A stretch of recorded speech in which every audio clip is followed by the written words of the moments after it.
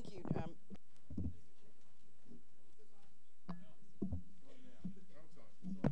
Mr. Chairman, I move to strike the last word. Gentlewoman is recognized. Thank you, Mr. Chairman. Let me just remind this committee of a great leader, a great warrior for peace, Dr. Martin Luther King. When he gave his speech, Beyond Vietnam, A Time to Break the Silence at Riverside Church in New York City in 1967, he said, and I must quote this, "A time comes when silence is betrayal." And let me go further to read what he said. He said, "Some of us who have already begun to break the silence of the night have found that the calling to speak is often a vocation of agony, but we must speak." And Mr. Chairman, yourself, Mr. Murtha, and this committee today is doing just that, and I thank you for that.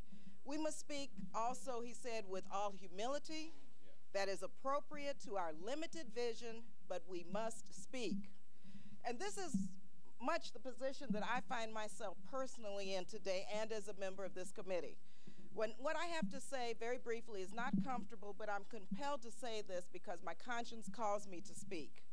As many of you know, this is my very first time addressing the full committee, and I am mindful of the very fact that we are considering today perhaps the most important issue facing Congress and our nation.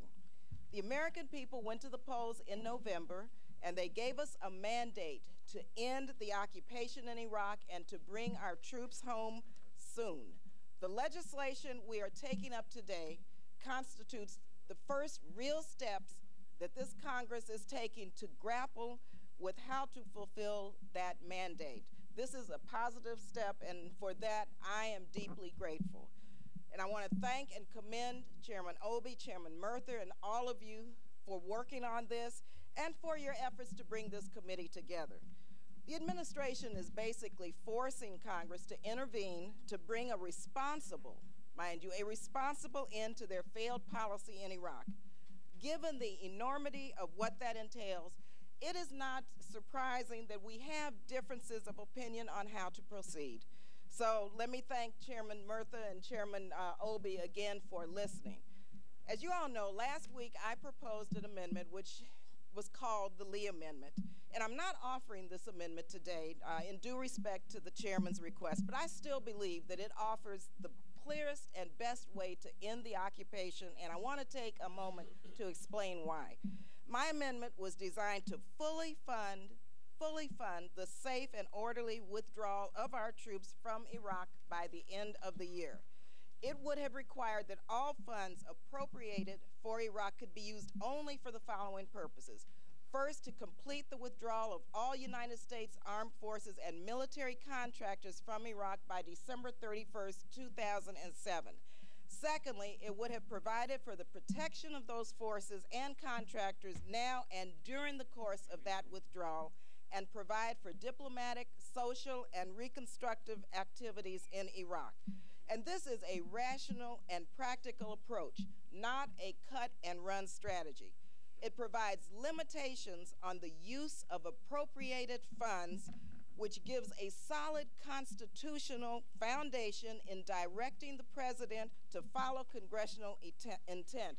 It is not a cut the funding, and it was not a cut the funding amendment, and I want to make that perfectly clear.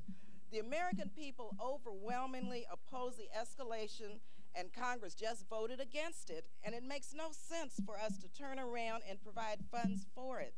My amendment would not cut funds, as I said, but it would rather use the funds in the supplemental to bring our troops home safely.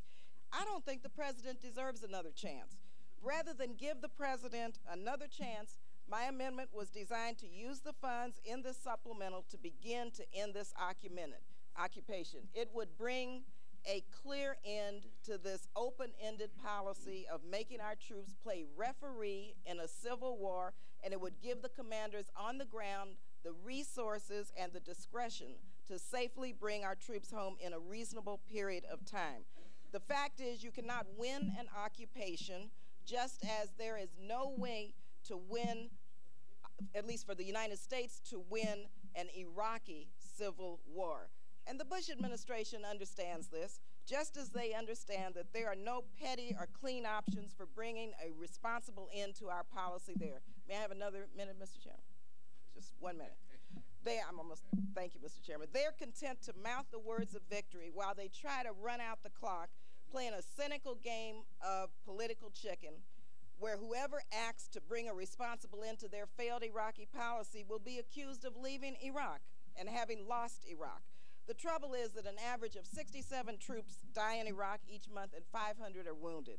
There is no military solution to the civil war and occupation, and so for me, the cost of going along with the president's escalation charade is risking our brave young men and women's lives, and this is way too high. Finally, let me just say, any timeline that we approve, it should be enforced by the power of the purse, and this legislation before us does not do that. There have been too many deaths, too many injuries, and too much violence, Mr. Chairman, for many of us, including myself, to be silent. Thank you, Mr. Chairman, for giving me the time to talk before you this morning, to talk about my position with regard to this resolution, and thank you for your important work, and it's a pleasure and an honor to be a member of this committee. Let me